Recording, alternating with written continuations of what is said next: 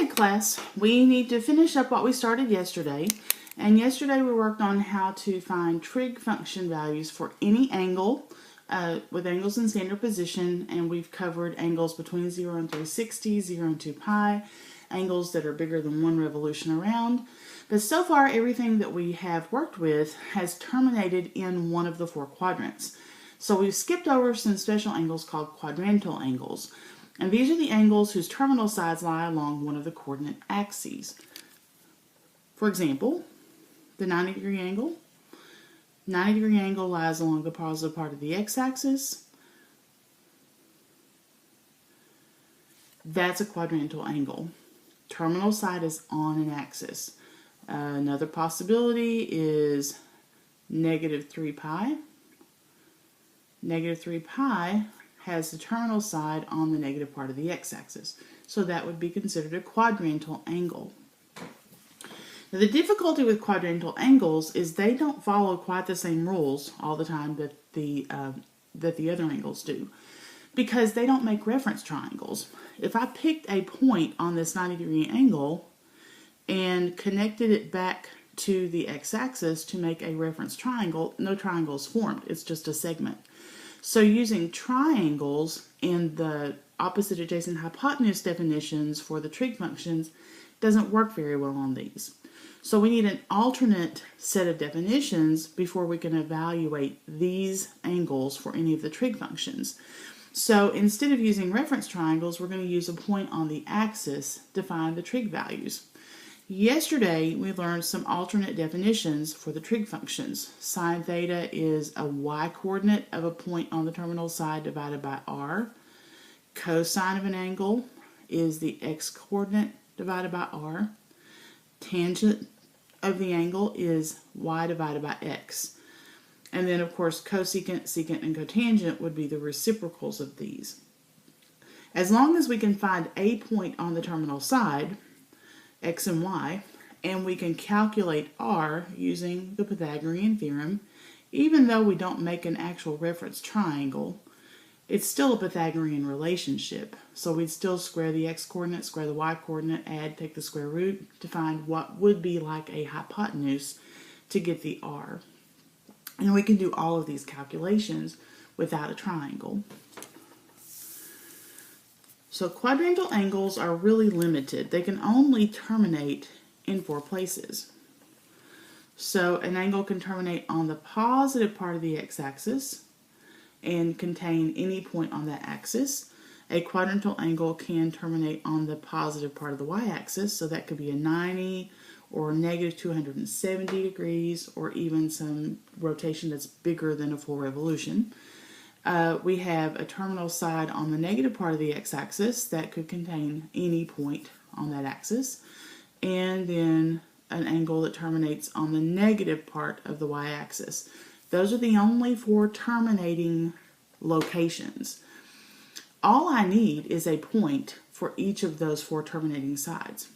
So let's take a look at the one at 0 degrees. At 0 degrees, or 0 radians, or 2 pi radians, or any other coterminal angle with that side, the x-coordinate there can be anything positive, and the y-coordinate would need to be 0.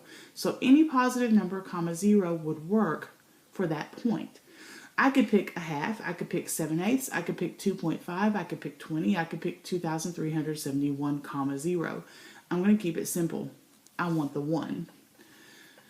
If I use the same mechanism for the point on the terminal side of a 90-degree angle, the x-coordinate there is 0. Y-coordinate, if I keep it as simple as I can, let it be a 1. Negative part of the x-axis, that point, keep it simple. I need a negative x-coordinate. Negative 1 is as simple as you can get, and 0 is the y-coordinate of that point. And last but not least, the point on the terminal side of 270 degrees or negative 90 degrees is 0, comma, negative 1. So we have x's and y's for all 4 locations, so we can find tangents and cotangents with those. To find the other 4 trig functions, we would need an r. So r equals the square root of, well, for any of these, you're going to have a 1 squared plus a 0 squared, or a 0 squared plus a 1 squared, or a negative 1 squared plus a 0 squared, or a 0 squared plus a negative 1 squared, well, any way you look at that, you're going to square a 1 or a negative 1, which is still going to be a 1. You're going to square a 0, which is going to be 0, and end up with the square root of 1 plus 0, which is just 1. So the nice thing about using this set of points is the r is equal to 1. Then things get really nice because the sine of an angle, which is y over r, would turn into y over 1, so it's just the y coordinate. So if I want the sine of 0 degrees, I look at 0 degrees, see what the y coordinate is. Sine of 0 is 0. Cosine, then, would be x over r, but r is 1, so x over 1, which is x. So if I want the cosine value of, say, 180 degrees, look at 180 degrees, find the x value, it's negative 1. Cosine of 180 degrees is negative 1. So we can just read the trig value that we want from that set of 4 points.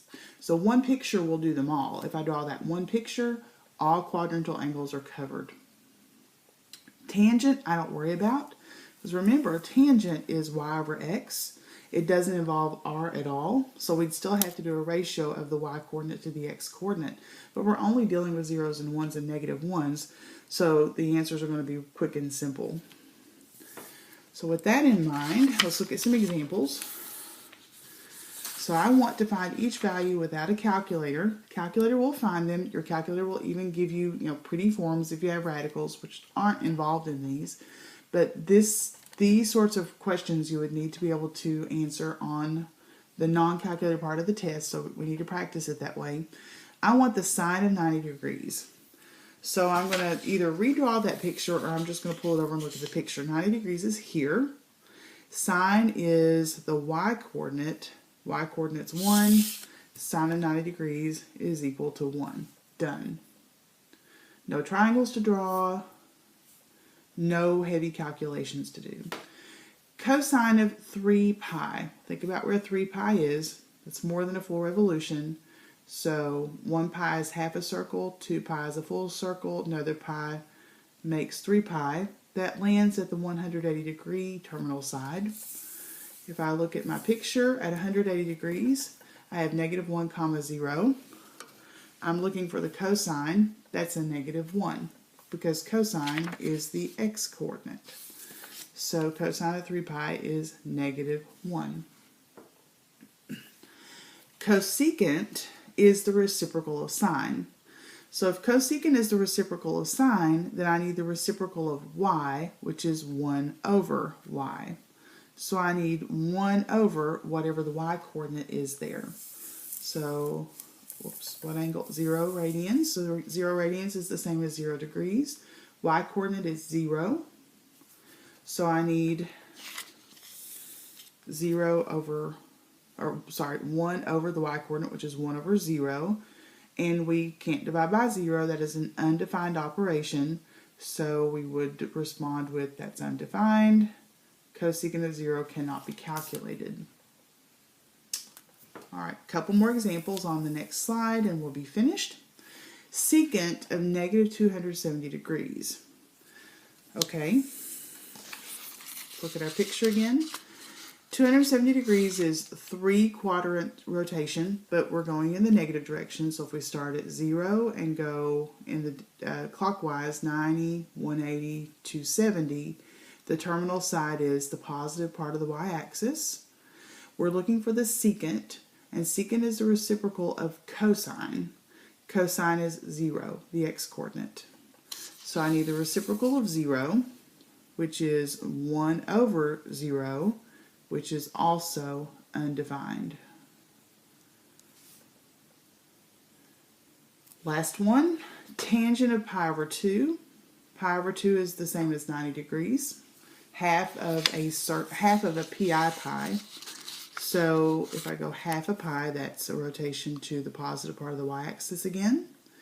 We need y over x for tangent. 1 over 0. 1 over 0 is undefined. Okay. The boring thing about the quadrantal angles is there are only 3 possible answers. No, sorry, 4. You could get something divided by 0, which is undefined. You could, if this were a cotangent problem, get 0 over 1, which is 0. And then also the 1s and negative 1s. Those are also possible. 4 answers are all that exist for quadrantal angles. Okay, you have a worksheet to complete today. It has some quadrantal angle problems on the first part and then some review problems on the second part. Work with a partner or a small group, help each other, and I will see you on Monday.